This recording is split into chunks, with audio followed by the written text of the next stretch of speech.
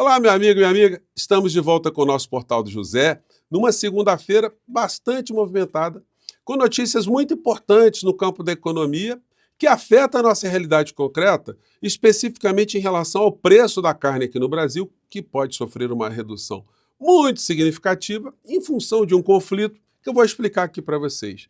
Mas esse assunto acabou dividindo espaço com os desdobramentos das revelações que estão surgindo a cada instante de como nós tivemos aqui no nosso país uma Orcrim agindo para destruir a nossa democracia e matar pessoas. Orcrim essa liderada pela figura do inelegível. A imagem dele perante a setores do bolsonarismo está se corroendo a cada instante. E hoje, com a cena que eu vou compartilhar aqui com vocês, quem achava que a criatura tinha um pingo de dignidade, um pingo de coragem, de destemor, essas figuras vão ficar bastante decepcionadas. A criatura está se debulhando aos prantos e fazendo previsões nada positivas em relação ao seu futuro, com frases enigmáticas. Bom, vou conversar com vocês e mostrar algumas imagens sobre essa história toda, mas antes de mais nada, é sempre muito importante convidar você, que está chegando agora ao nosso portal e ainda não é inscrito, para que, em primeiro lugar, você se inscreva aqui conosco, que conheça também os nossos outros vídeos, participe aqui das nossas atividades, nosso chat, não esqueça de dar o seu joinha, seu comentário, e se puder, venha também para o nosso clube de membros. Você que é muito bem-vindo e muito bem-vinda. E você que está participando aqui do nosso chat nesse momento, que está ajudando nosso portal a ser cada vez mais votado no concurso do IBEST, muito obrigado. Continue a compartilhar o nosso link para as pessoas votarem. Vou colocar no primeiro comentário aqui do nosso portal, tá legal? Então, vamos aqui aos nossos assuntos. Bom, em primeiro lugar, essa situação aqui que vai figurar em todos os telejornais hoje, sem a menor sombra de dúvida, porque é uma briga gigantesca. Carrefour Brasil admite e lamenta a suspensão de fornecimento de carne. O que aconteceu? O diretor-geral, o CEO, o presidente do Carrefour na França, querendo fazer uma bravata, disse que não iria comprar mais carne do Brasil, levantando inclusive a qualidade da carne, as condições sanitárias de abate, para fazer uma firula com a comunidade do euro. A França não é o maior comprador de carnes do Brasil, mas ela chega, passa por ali, e isso de fato cria uma reação em cadeia lá na Europa.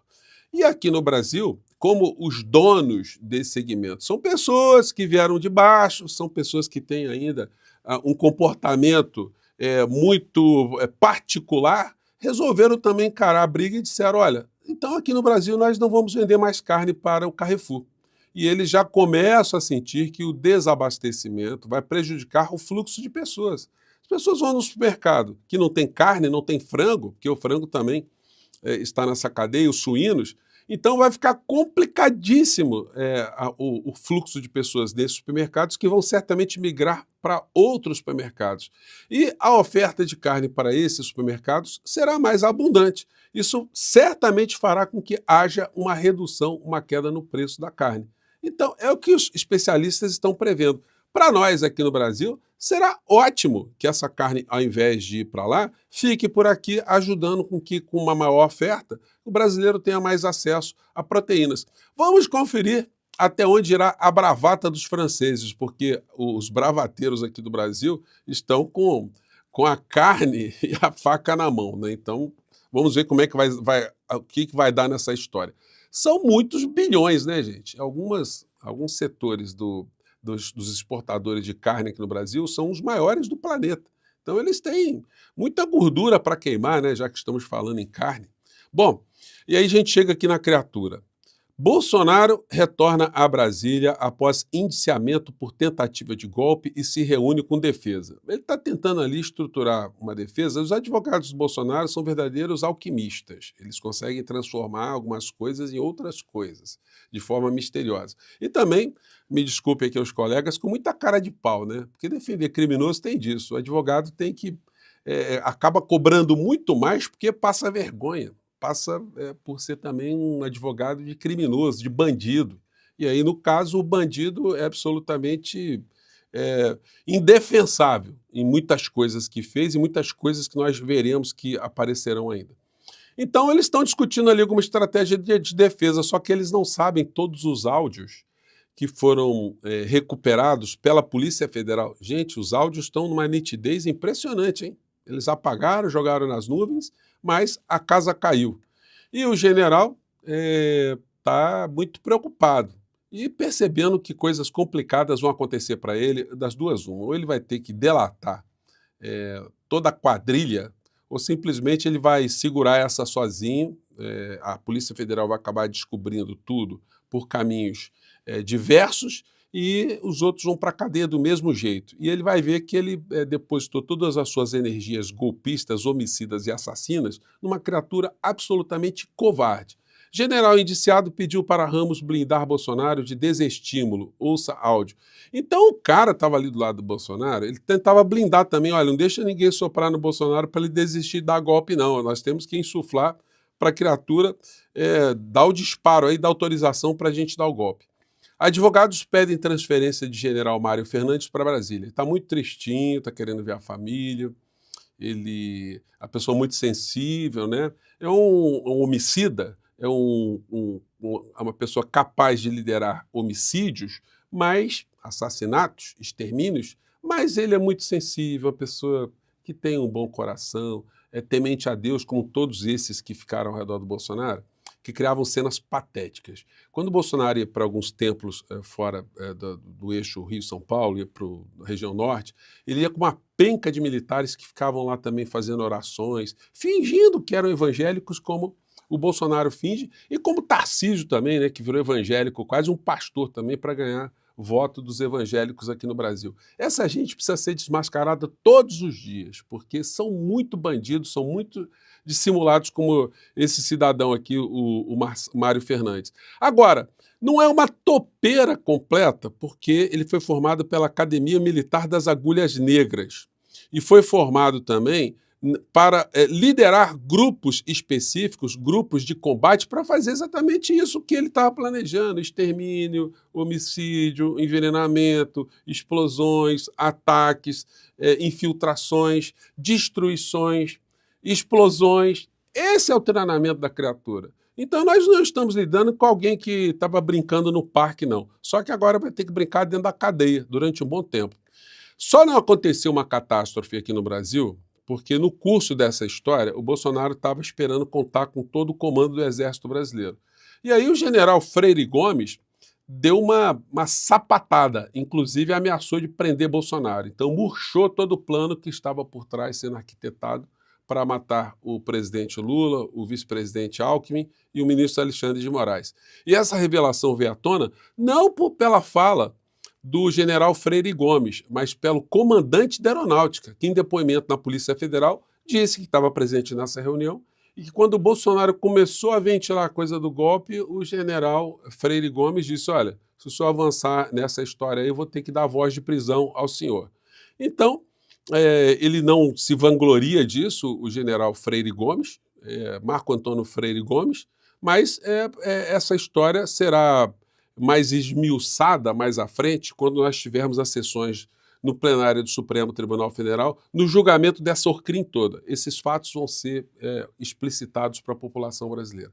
E tudo que está acontecendo, a cena que eu vou mostrar para vocês, está fazendo com que haja um resgate de algumas falas de Joyce Hasselmann há quase 3 anos atrás, logo quando ela rompeu com o Bolsonaro, dizendo do perfil da criatura. Muitas pessoas não acreditavam, né, ou não acreditaram naquilo que ela estava falando.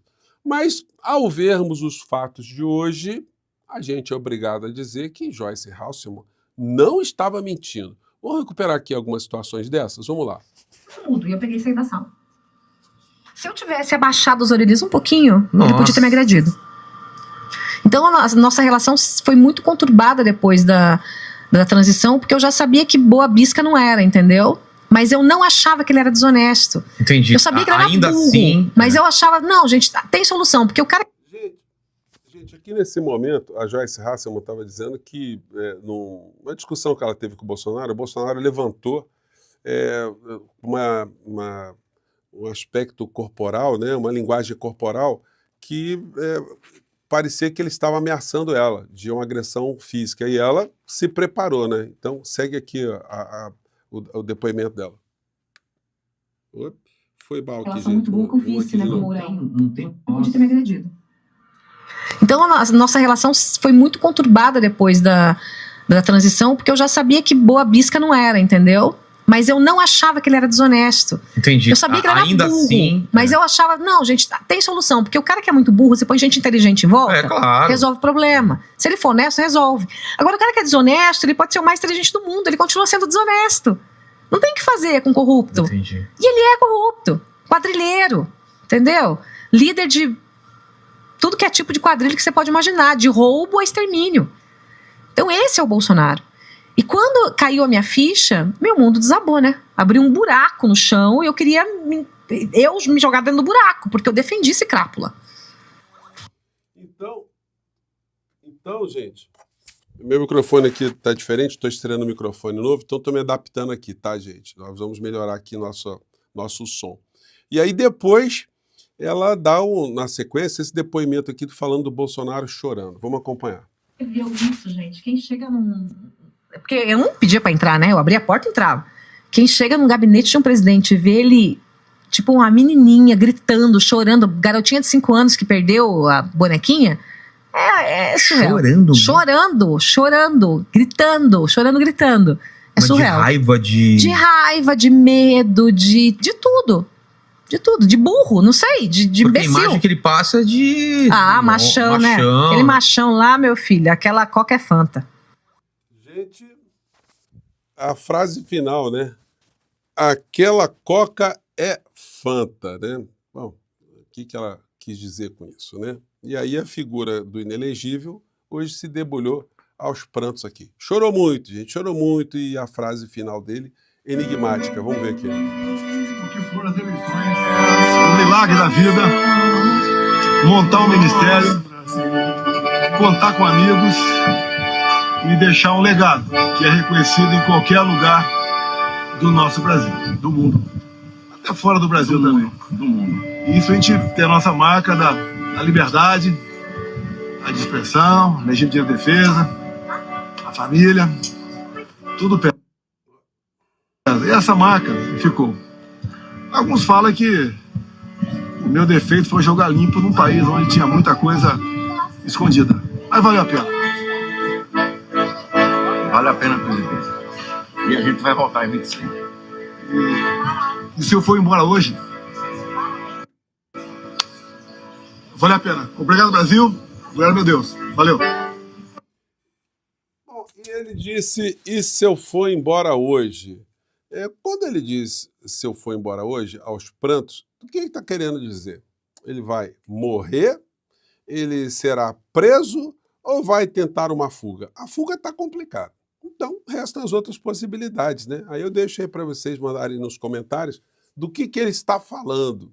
A primeira opção é sair desse mundo para outro, ou sair desse mundo que ele está vivendo, esse mundinho, o mundo paralelo, para a cadeia. Bom, eu fico por aqui, gente. Mais uma vez, um grande abraço. A gente se encontra no próximo portal.